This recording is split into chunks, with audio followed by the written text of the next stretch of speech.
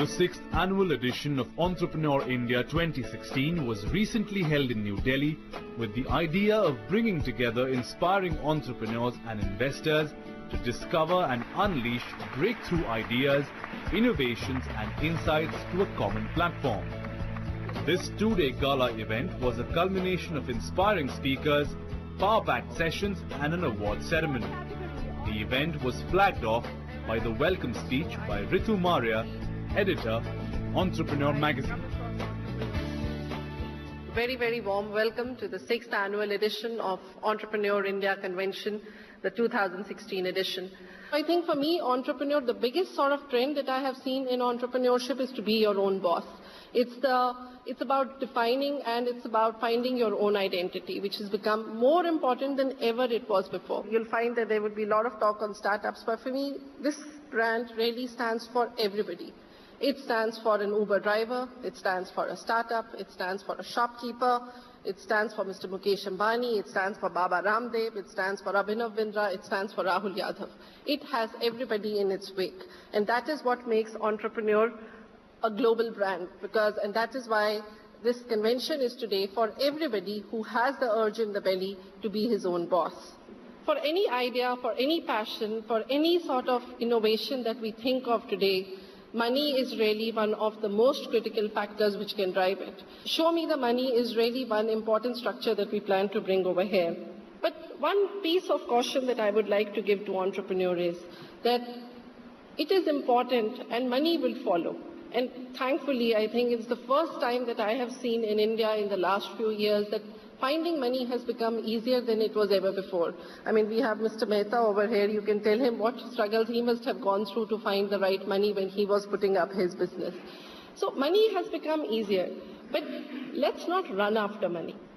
Talent, good talent will always find good money. My advice would be to let the money come to you rather than you going after the money.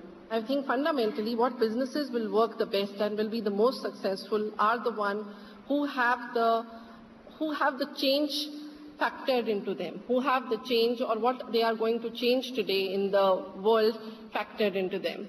I think the business idea that we are so passionate about, we want to just go out and show to the world, to the investor, to our consumer, we need to understand amongst ourselves what is the idea and how it is going to change the world. In India, if you're living in India, you're doubly lucky. Everybody you're going to meet is going to come and tell you that your idea is bad or it requires work to be done, you're not ready, you're too young. There are enough sort of criticism that you will get all around. But you have to close your ears to that noise. You have to be your biggest critic. That is the most important thing if you want to be or want to be growing, want to see yourself growing as an entrepreneur. The world is changing very fast. India is changing very fast. The ecosystem has now come to be right for businesses. So I think this is one of the most important message I have for all of you is that you need to love your customer. It's very difficult to define or distinguish between excellence and money. And in Indian environment, sometimes it's very easy to make money. But I can also tell you this, that money will be short-lived. So don't be in the race for making short-term money. A business can only grow in its true way if jugaad is left and you find the real and the true meaning of your business. While all the rosy picture we are painting for young startups or to encourage young startups, one thing I can tell you is failure is not fun. And when you start a business, it's only going to be dark. There's not going to be any light, believe me. You have to be able to balance your failure to the point. So don't do businesses just for fun. Balance it with fair so that you can achieve the fantasy that you have in mind to be able to justify or to be able to find your right sort of direction as an entrepreneur. So ladies and gentlemen, with that I'm going to sort of end right here. But my biggest message to all of you would be this show is really about growing you as an entrepreneur, growing you as a human to make yourself better and more ready to be an entrepreneur. So ladies and gentlemen, a warm welcome once again and enjoy your next 2 days over here. Thank you very much. Ladies and gentlemen, please put your hands together as we now hear from our next speaker, Mr. Rajesh Mehta. Basic topic today is what is entrepreneurship and how entrepreneurs are made. And what is Make in India. Any startup or any entrepreneurship as such, in the beginning, is going to be difficult. But the most important thing for an entrepreneur, what I feel, what I have learned right from the beginning when we started till today, is the focus and the conviction about your idea. When we started, I felt that when the whole industry is in the unorganized sector, there lies a big opportunity for somebody to come and organize it. So for an entrepreneur, the most important thing is to sense an opportunity. That yes, there is an opportunity.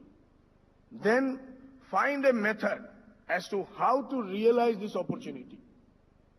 And then to stick to that method.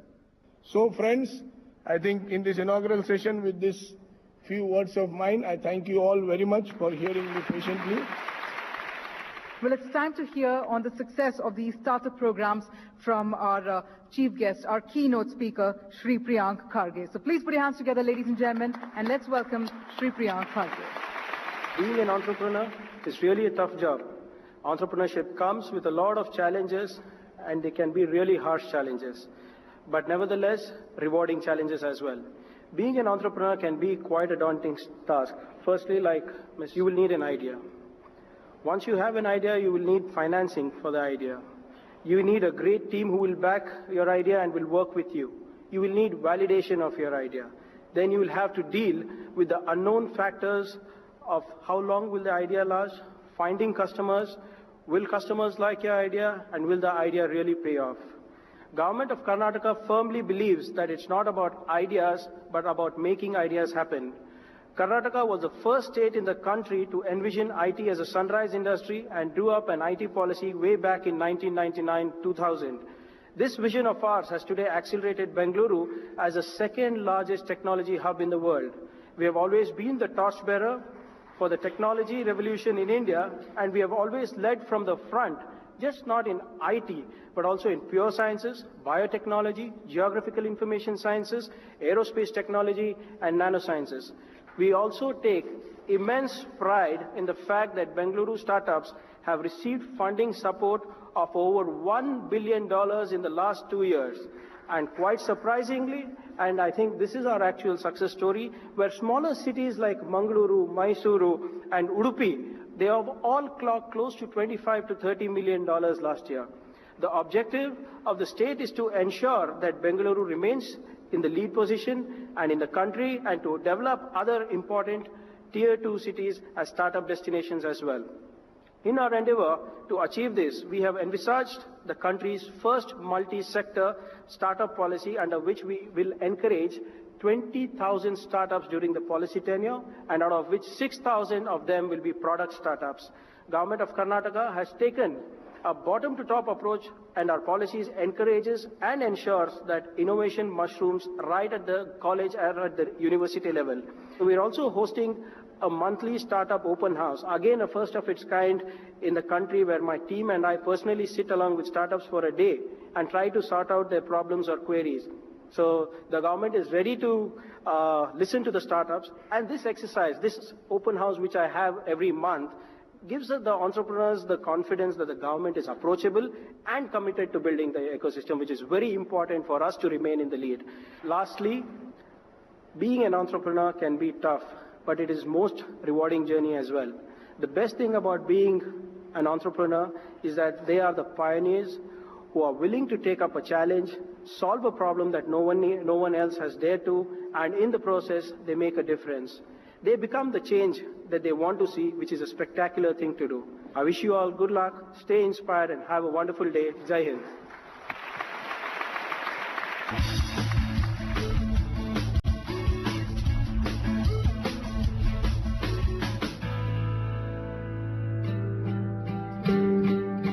Following the keynote addresses, the Entrepreneur India 2016 saw a riveting panel discussion which had thought leaders and industry stakeholders deliberating on the topic of Capital City getting funded in 2016-17, balancing both sides of the table. What do you really look for in terms of unique features when you look at investing in businesses in India?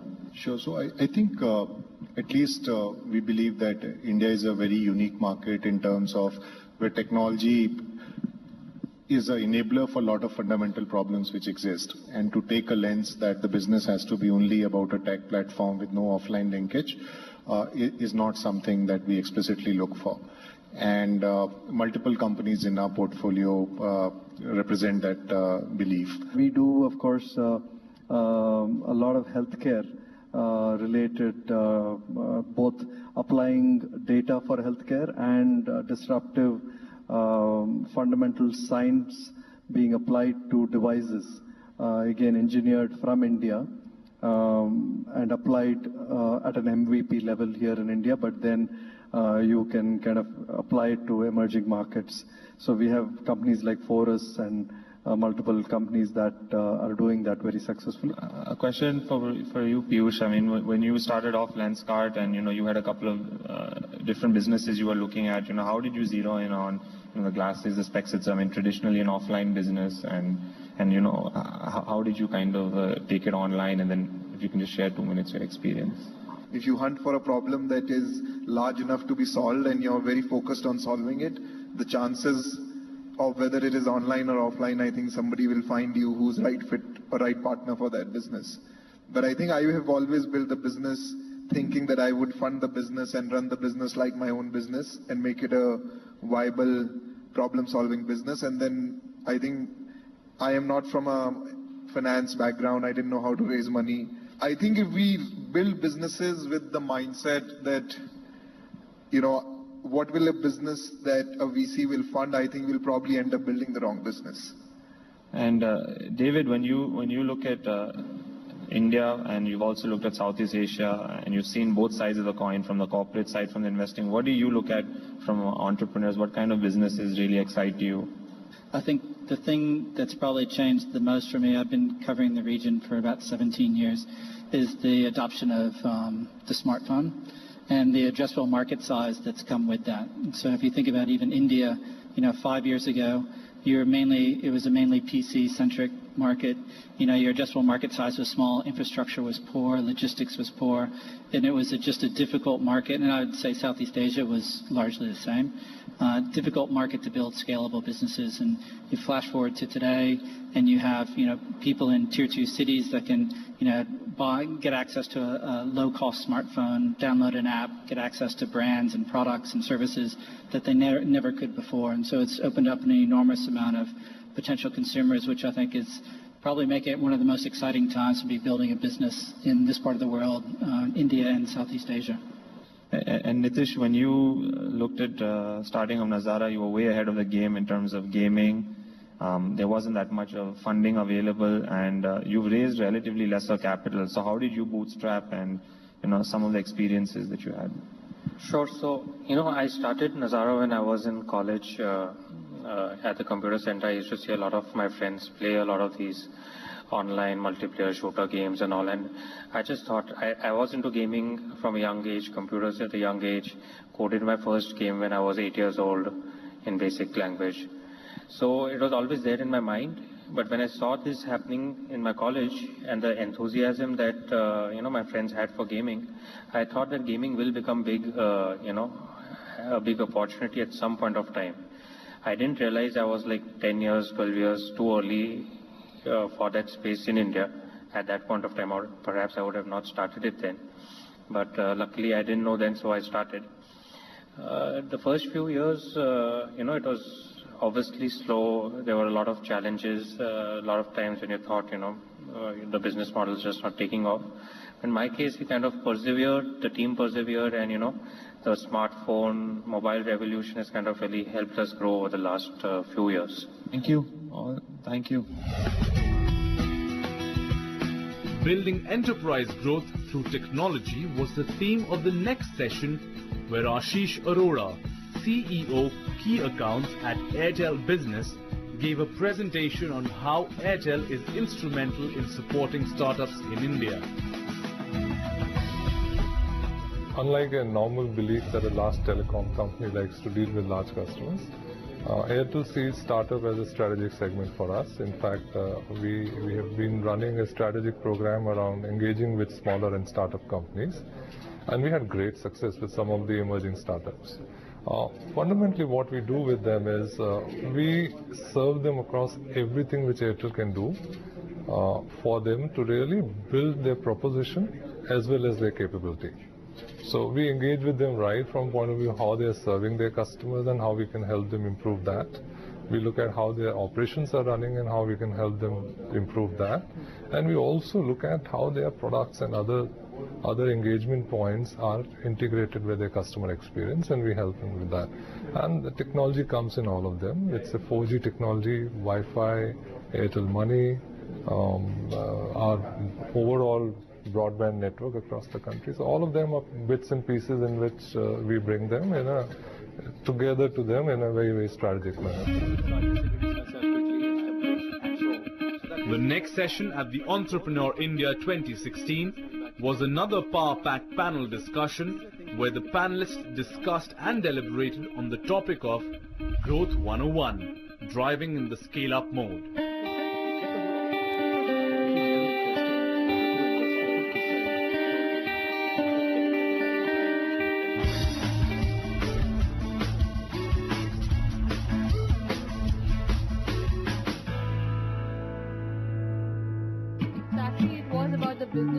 Cashing out the potential for fintech was the next topic where the panelists highlighted the prospects of financial technologies in their respective businesses.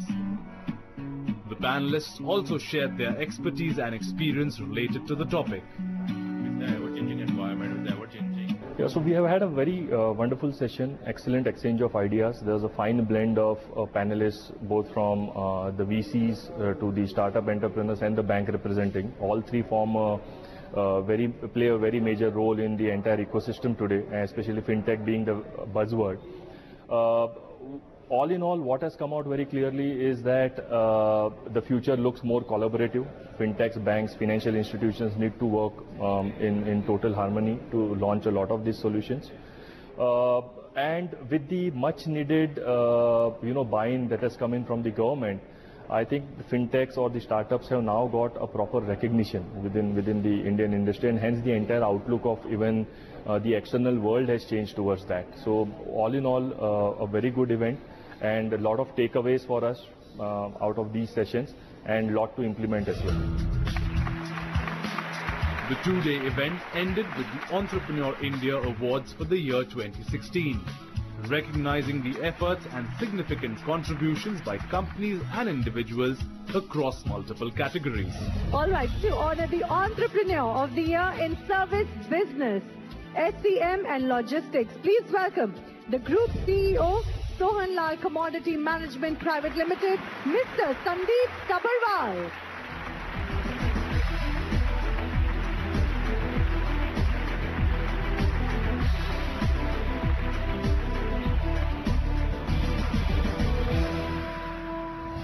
Let's have a big round of applause as we welcome the Entrepreneur of the Year in Service Business Healthcare category. Please welcome Mr. Sarthak Bakshi, founder and CEO, International Fertility Center, empowering the joy of parenthood, eradicating the stigma of barrenhood.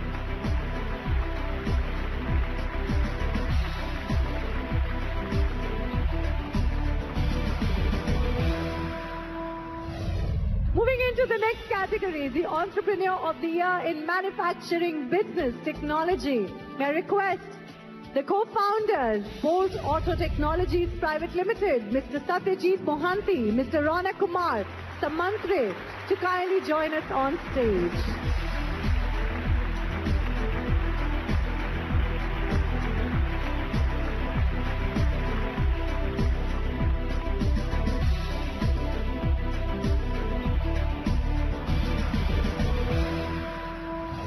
Our next award honors the Entrepreneur of the Year in Innovation in Technology category. Please welcome the CEO and co-founder, Directi Private Limited, Mr. Bhavin Turakia.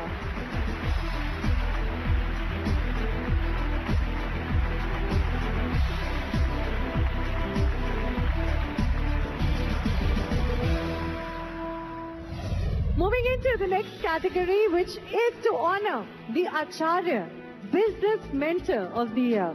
Please welcome on stage the Chief Mentor, Mr. Parag Shah.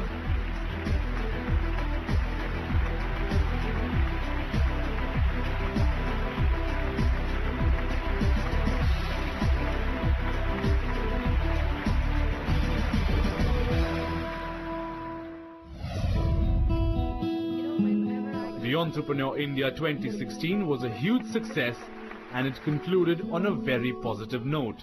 Here are some of the most prominent stakeholders who gave their side of the story. The best time to invest is when there's a downturn or when the going is tough, because that's when innovation happens. So in fact, I think this is a year going to be of hunkering down, of going deep into the investments that most VC funds have already made, but also looking for some very exciting startups. So I think the chaff and the best are going to be separated from the rest. So I think you're starting to see entrepreneurs go after the space with the right teams, and in many cases they need cross-border capabilities, which is also one more reason why it's not good that the team can just sometimes build the product and market it, but can they market it globally? So I think the environment is very ripe. We're seeing the maximum amount of entrepreneurs, even globally, 50% of the entrepreneurs are between the age of 25 and 44. And we're seeing even in India a lot more risk-taking at much earlier stages, because I think that whole stigma attached to failure has gone now, and people don't mind trying out new businesses, and even people who are in in companies and who are doing well want to take that risk and go out and be an entrepreneur. I think digital technology or IT technology will take us India into into another orbit, just like what cell phones have done to telephony. In my time, I had to go to a minister or to an MP just to get a landline. It was not given. And just see, we've crossed all that by introducing the mobile telephone, and now everybody, in fact, people have two phones now. If you look at, especially you were talking about India as a market, it is still evolving. Currently, we have certain challenges like, there is no central language per se, and there's a lot of cultural influences in how you want to put content out there. But in essence, if you were to look at define the market, I think there is a lot of scope where thought leadership would become an active choice or the way forward for entrepreneurship. It is mostly the startups and entrepreneurs who are coming up with these kind of radical ideas, transformative ideas, disruptive ideas. So I'm very, very sure that the future belongs to entrepreneurs. And unless we cultivate a sense of purpose, a sense of inquiry, a sense of achievement in the potential entrepreneurs, we'll be missing the bus. It's wonderful to be here. I've learned so many people, and the people are so interactive. They really listen, and they're asking you, and especially now there are so many Q&As that people are asking how it works, and also to share information. I'm coming from Germany, I've worked in many other countries, and what does it mean compared to India, or how we can adapt each other. That's really interesting to be here. My takeaway would have been that as an entrepreneur, we need to constantly keep learning. We just cannot be sitting in our offices and saying that, there's a lot of work to be done. There would also always be a lot of work to be done. But what is more important is we take time to learn ourselves. And I think that's why a show like Entrepreneur becomes extremely right platform for everybody, is because it gives you an opportunity to learn from like-minded entrepreneurs. And that is really what can help everybody to grow their enterprises further.